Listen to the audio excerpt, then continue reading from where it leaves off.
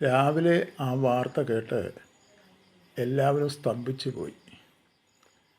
മേലേതിലെ കൃഷ്ണൻകുട്ടി വീടിനുള്ളിൽ തൂങ്ങി മരിച്ചു. എത്ര ഭയങ്കരമാണ്! കൃഷ്ണൻകുട്ടി ഗൾഫിൽ നിന്നും നാട്ടിൽ വന്നിട്ട് 5 ദിവസമേ ആയുള്ളൂ. അത് കേട്ടവർക്കാർക്കും വിശ്വസിക്കാൻ തോന്നിയില്ല.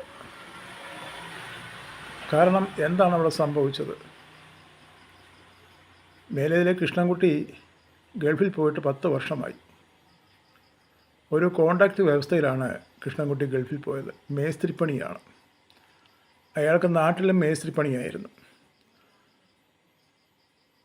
സ്വന്തമായിട്ട് വീടോ സ്വന്തമായിട്ട് ഒരു സെൻറ്റ് സ്ഥലമോ ഇല്ല. അങ്ങനെ ഇരിക്കുമ്പോഴാണ് ഗൾഫിൽ പോകാൻ വേണ്ടി ചാൻസ് വന്നത്. അങ്ങനെ അല്പം പണം കടമൊക്കെ ഉണ്ടാക്കി ഗൾഫിൽ പോയി. ഗൾഫിൽ ജോലി ചെയ്ത് ആ കടം വന്നത് വീട്ടി. പിന്നെ മാസം തോറും കിട്ടുന്ന ശമ്പളം ഭാര്യയുടെ പേരിൽ അയച്ചു കൊടുക്കുമായിരുന്നു.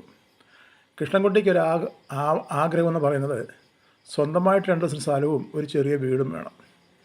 10 വർഷം കൊണ്ട് ആ കോൺട്രാക്റ്റ് വ്യവസ്ഥ തീർന്ന് കൃഷ്ണൻകുട്ടി നാട്ടിൽ വരുമ്പോൾ ബാങ്കിൽ ഒരു 15-20 ലക്ഷം രൂപയോളം ഉണ്ടായിരുന്നു.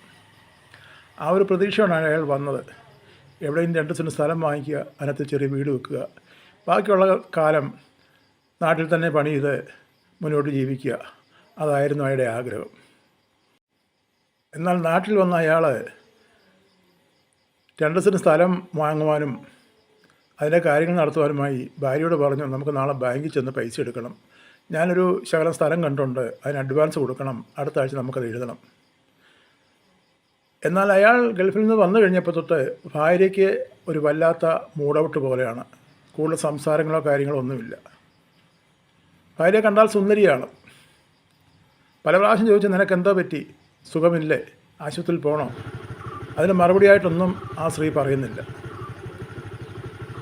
ഒടുവിൽ കൃഷ്ണൻകുട്ടിയുടെ നിർബന്ധപ്രകാരം അവർ ബാങ്കിൽ ചെന്നു. ബാങ്കിലെ ഇടപാടുകളും കാര്യങ്ങളൊക്കെ കൃഷ്ണൻകുട്ടി ചോദിക്കുകയും മനസ്സിലാക്കുകയും ചെയ്ത കൃഷ്ണൻകുട്ടി അന്തിച്ചു പോയി. ബാങ്കിൽ ആകെപ്പാടെ 50,000 രൂപയേ ഉള്ളൂ. കൃഷ്ണൻകുട്ടി കണക്ക് കൂട്ടിയത് അവിടെ 20 ലക്ഷം രൂപ കാണുമെന്നാണ്. പെട്ടെന്ന് ഭാര്യയുമായിട്ട് വീട്ടിൽ വന്നു. ഭാര്യയെ ചോദ്യം ചെയ്തു. ഭാര്യയൊന്നും മിണ്ടുന്നില്ല. ഒടുവിൽ ഭാര്യയോട് ദേഷ്യപ്പെട്ട് കൃഷ്ണൻകുട്ടി വീട്ടിൽ നിന്ന് ഇറങ്ങിപ്പോയി. കടയിൽ ഇറങ്ങിയ കൃഷ്ണൻകുട്ടി ആ വാർത്ത അറിഞ്ഞത് ഭാര്യയ്ക്ക് അവരുടെ വീടിനടുത്തുള്ള ചെറുപ്പക്കാരനുമായിട്ട് ബന്ധമുണ്ടായിരുന്നു. ആ പണം മുഴുവനെ ചെറുപ്പക്കാരൻ കൈവശപ്പെടുത്തുകയായിരുന്നു. അങ്ങനെയാണ് കൃഷ്ണൻകുട്ടി ആകപ്പാടെ പരവേശനായി വീണ്ടും വീട്ടിലേക്ക് മടങ്ങി വന്നു. ഭാര്യയോട് ചോദിച്ചു, ആരാണ് നിൻ്റെ അളപ്പക്കാരൻ? ആരാണ് നിൻ്റെ പണം വാങ്ങിച്ചത്? എന്നോട് പറ. പക്ഷേ ആ സ്ത്രീ ഒന്നും മിണ്ടിയില്ല.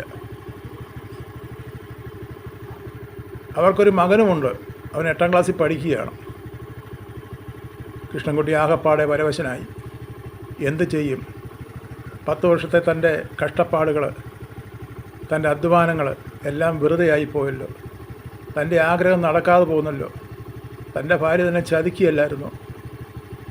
ഇനി എങ്ങനെയാണ് മുന്നോട്ട് ഉള്ള കാര്യങ്ങൾ? നേരം സന്ധ്യയായി. അയാൾ പരവശനായിട്ട് മുറ്റത്ത് കൂടി അങ്ങോട്ടും ഇങ്ങോട്ടും നടക്കുന്നു.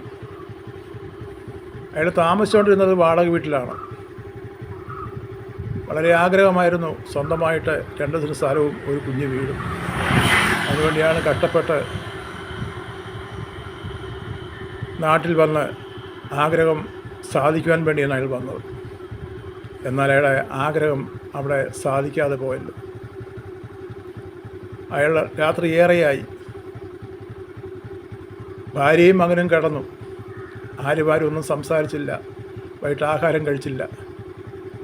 കൃഷ്ണൻകുട്ടി വരാന്തയിലെ ഒരു ബെഞ്ചിൽ അവിടെ കിടന്നു.